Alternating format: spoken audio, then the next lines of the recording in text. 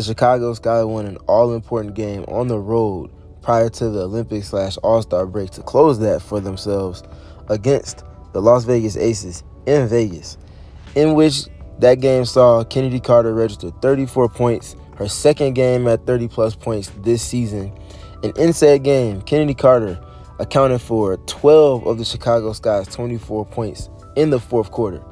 10 points via scoring for herself, 2 points via assists.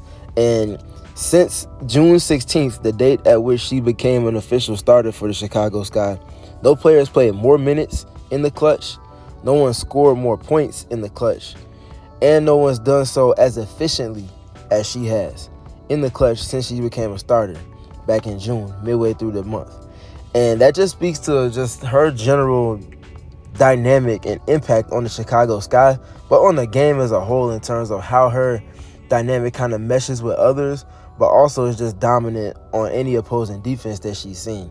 And in this film session, we're just going to be looking at some of her drives and some of her abilities to navigate downhill, and just kind of pinpointing why she's been so great for the Chicago Sky team, why she'll continue to be that, and why she's the perfect piece again in closing, like I mentioned a handful of weeks ago. So without further ado, let's go ahead and dive into the film, looking at Chennedy Carter's closing efforts against the defending reigning champion Las Vegas Aces.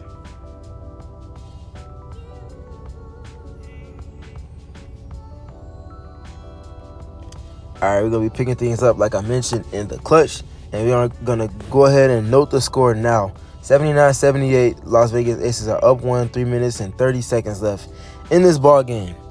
And now we're going to be just kind of seeing Chennedy Carter just working in space, the way that the Sky are looking to manipulate space for her to keep defenders from loading the gaps, and just how she generally has a good feel for just understanding when and how to change paces, change speeds to generate advantages.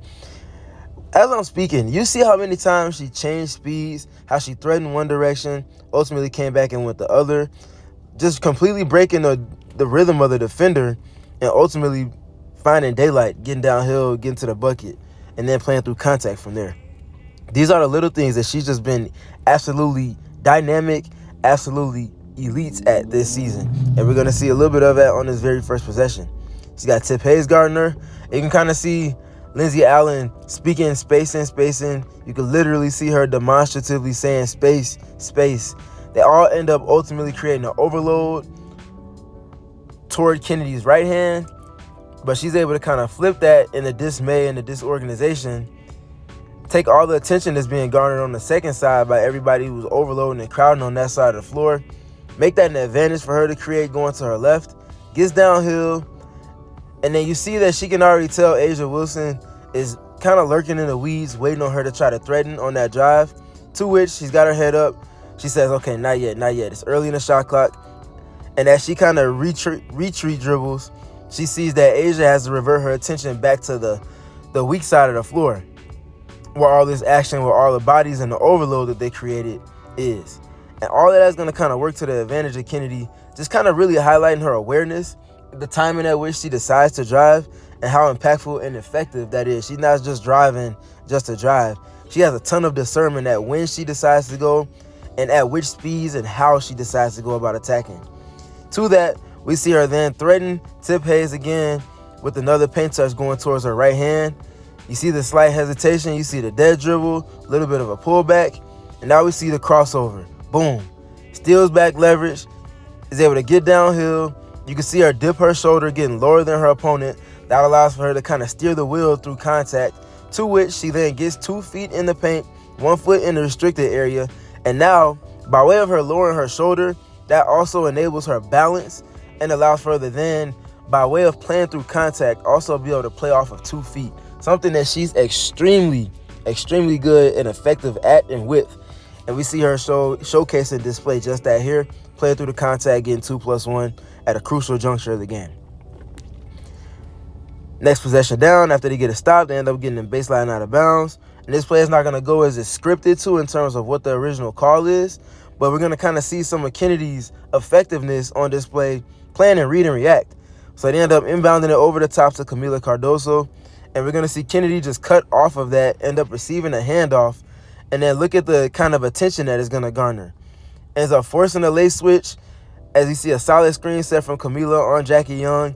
Give Chennedy just the slightest bit of separation before A'ja Wilson can go from obviously guarding Camila to then performing a late switch and trying to get up a contest.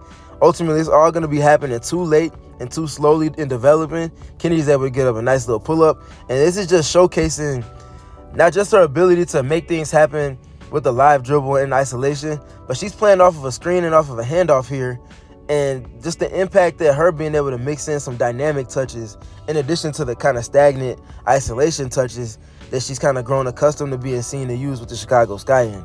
She's operating in a multifaceted way in the clutch, and her efficiency and effectiveness, like I highlighted early in the film session, just really speaks for itself, and you're seeing it on display here against the Aces. And then on this possession here, we're just going to be looking at Chennedy, again, playing at multiple speeds, being able to break the rhythm of any defender that might be guarding her. This is like a secondary break. She slows it down just enough to let the matchups materialize, kind of playing cat and mouse with the help defense as well at the same time. Is able to not just break the rhythm of the initial original defender in Chelsea Gray, but she's also able to throw off the timing of A'ja Wilson, who's anticipating her driving baseline to her right hand here, as you can kind of see her behind Camila Cardoso near the basket and near the restricted area. Just watch Chennedy and her movement patterns as I slow motion it, and you'll see how she ultimately generates the advantages to come, which is her getting to this finish at the basket before the help. So we get the hang dribble, allows for her to play off of 2 feet, driving off of both feet, and getting as much possible generation of force downhill in this change of speed. Does just that, is able to blow by the initial matchup, and this is where she's then able to generate the advantage that I'm speaking to in beating A'ja Wilson at the cup. She's able to steal the pace of it, decelerates after the blow by. She knows she went off of leverage at this point, so the next step in her gather, rather than taking a 1-2, is just a quick, but also, like I mentioned with deceleration, one step, slowing herself down just enough, being able to play off of the wrong-footed finish into the extended arm. And like I said, because of the pace at which she's able to blow by the initial matchup, but also steal it back and kind of throw off the rhythm and timing of A'ja Wilson in rim protection, she's able to get up this layup, and it's completely uncontested at this point. And that's going to be another 2 points for her. Now the Sky are up 3 after being down after we initially started the film session. And then on this second to last possession here, we're just going to be looking at her working in space. This is something that they've done a much better job of in terms of their template for spacing around Chennedy when she has the ball, just to kind of give her as much real estate and as much optionality in terms of her driving angles. They do just that here, do a solid job with their spacing template. The Aces concede to the spacing, and they don't really crowd her too much. That's going to give her enough space to dance. And if she's enabled this many dribbles and that much space, it's lights out against any defender. And obviously, Jackie Young is nearly as good as it gets on the perimeter.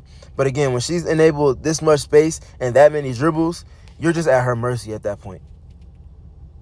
And again, you see A'ja Wilson trying to beat her to the spot, but Kennedy's just too quick. She's able to read. Ultimately, initially was looking to go left, as you see Marina Mabrey space to her left hand. That's typically where the help will never come from. But she sees A'ja Wilson as a low man on that backside. So ultimately, she ends up deciding, after you see this initial attempt to go left, wait, I'll be able to beat her to the spot going right. Does just that.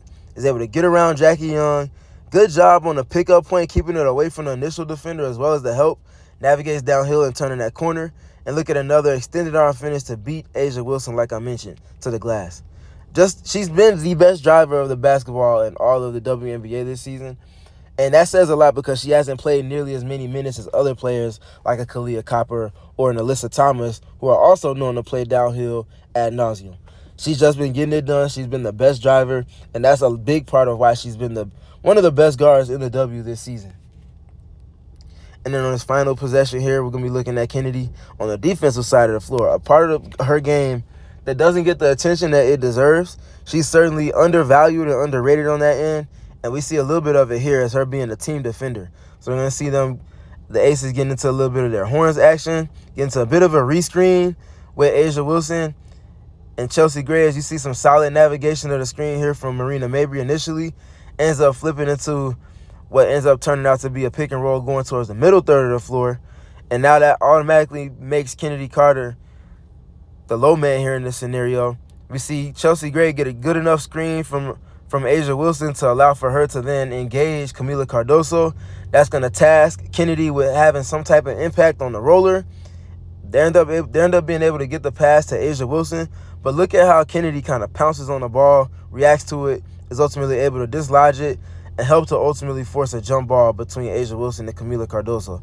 It's these little things like that on the defensive end, in addition to the attention to detail on offense, the timing at which she's deciding to drive, whether there's false action happening on the weak side, or just generally speaking, she sees a shot blocker loading up on one side, so she attacks to the other, and then is able to beat not just her original matchup, but also the rim protector to the point on the basket that she's trying to get to. The little things within her processing and generally how she's being implored to play her game, all of just kind of match perfectly with timing, and it's made for her being one of the most prolific players in basketball.